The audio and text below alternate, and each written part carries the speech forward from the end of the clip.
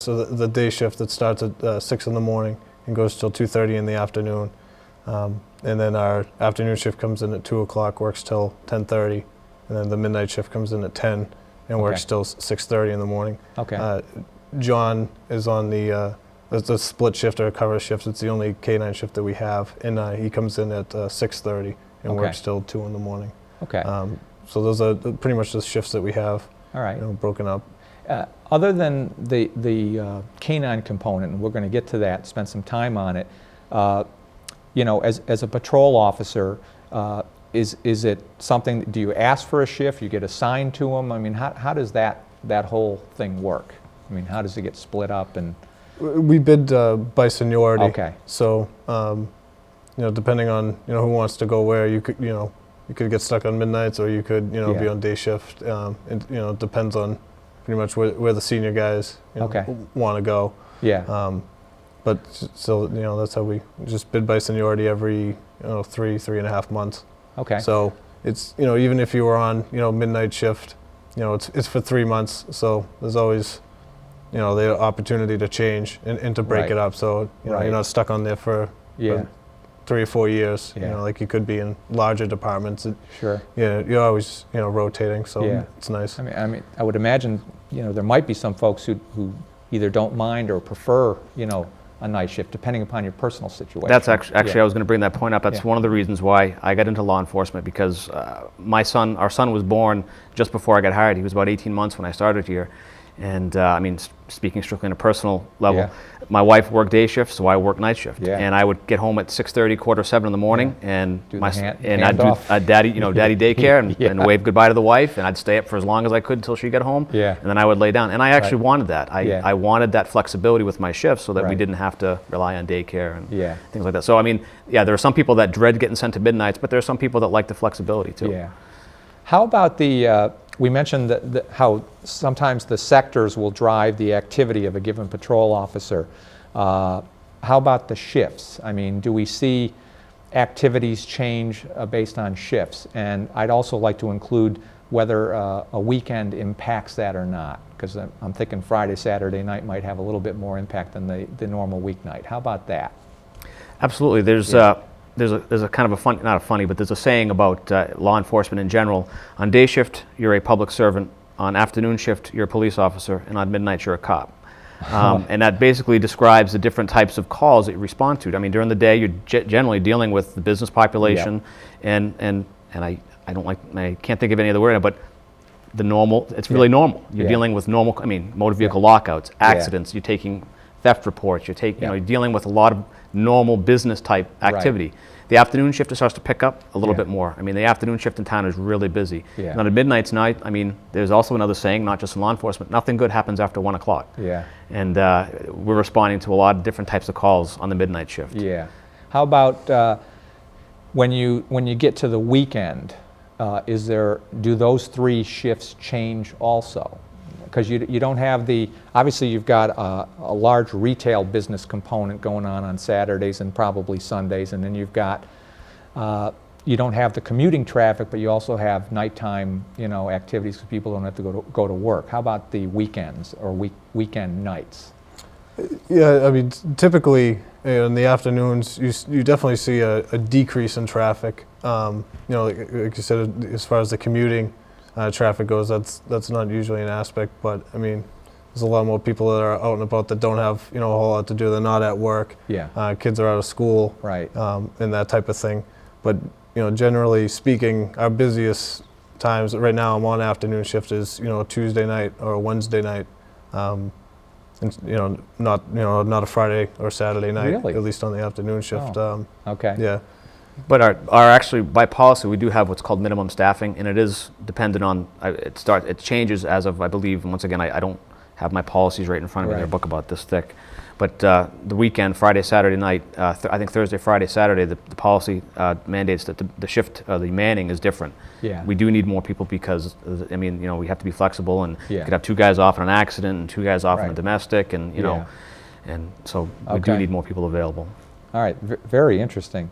Now let's talk about some specific roles that both of you guys have played. And John, we're going to talk about Zip a bit here. Did you just fall into the canine role? Is that something that you wanted to do? I mean, Well, how did that come about for you? I've always, unlike Garrett, I didn't grow up wanting to be a police officer. Yeah. It was something that I was interested in, and Right. when an opportunity presented itself, I took advantage of it. But as far as being a dog handler, I've always owned dogs my entire Okay. life. I am just what you'd call a dog person. Okay. And having this great opportunity to combine what I've always loved to do for free, and now that I'm getting paid for it, is it's really great. Yeah. So when I got here, we already had a very active canine program, and we had 2 dogs at the time. And like I said, I'd been around the block, so I knew that I'd have to wait my time Yeah. and spend my time in the trenches doing Yeah. and when I saw that an opening would come in the future, I typed a letter to my supervisor. Yeah. In the event of an opening, I would like to be considered. Yeah, I want to do this. Yeah. Exactly. And things went my way. I was assigned the position back in 2001. Okay. And I love it. Wow. It's great.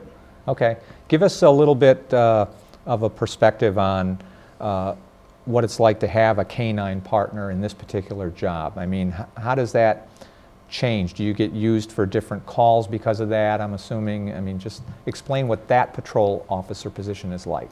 Well, once again, by policy, I'm required to have my canine partner with me regardless of my assignment. If I'm on my way to court, if I'm on my way to a detail, anytime that I'm performing any official function for the town of Londonderry, I'm required to have my canine partner with me in the event I have to respond to an emergency. Right. It could be a missing child. Right. It could be somebody who's fled the scene of a crime, Right. and we need to apprehend them. Right. So that's why. And because of that, I have a take-home cruiser, which is a great benefit, and it's really the only way to do it because they call me. I'm on call all the Right. time.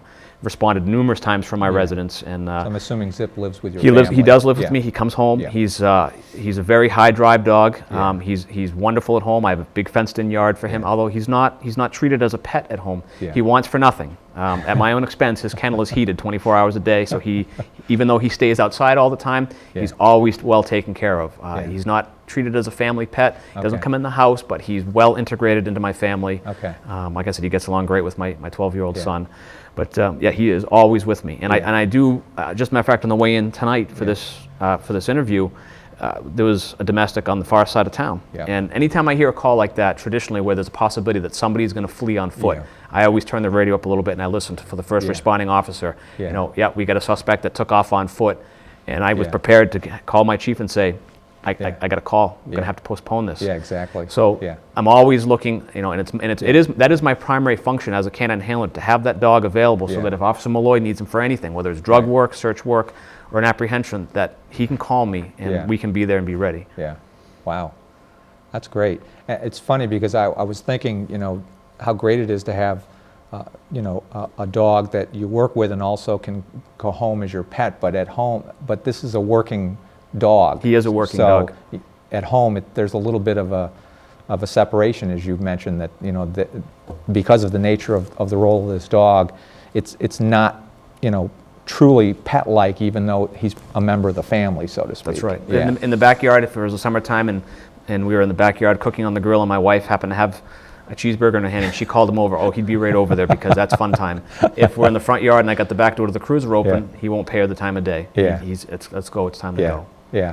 How old is Zip, if you don't mind my asking? He was going to be 8 in July. Okay. Is there, given your experience and knowing what you know, I mean, is there a certain length of service for dogs that do this type of work, or is it just natural progression of the dog's life, things like that? Yeah, it does vary from dog to dog. Generally speaking, rule of thumb, and I don't even like to mention this because he is going to be 8, but that's a time when you need to start thinking about a replacement dog. Zip, we've been very fortunate with him. He's from Belgium. What type of dog is He is that? a German Shepherd. He's Okay. an all-black German Shepherd. He was imported from Belgium. Okay. Belgium was the very first country to use German Shepherds for police work, so the bloodlines go back for a very long time. So they've gotten really good at the breeding process. And because he's a European German Shepherd, he's smaller than what people are used to seeing, and that's one of the first things that come up. Boy, he's small, and actually he's not. He's actually the way the Shepherd was meant to be. Yeah. The smaller the dog, the less weight on the hips, the less wear and tear on the joints. So he's been very, very healthy. I run him every single day, keep his weight down, and he's been a rock solid dog as far as his health goes. He could go for another 3 years. Yeah, that's great. Can you give the viewers a sense for how often he has to work? Sure. I mean, just, you know, without getting into specifics of cases or whatever, but how often does Zip have to do his thing? Well, I just compiled my statistics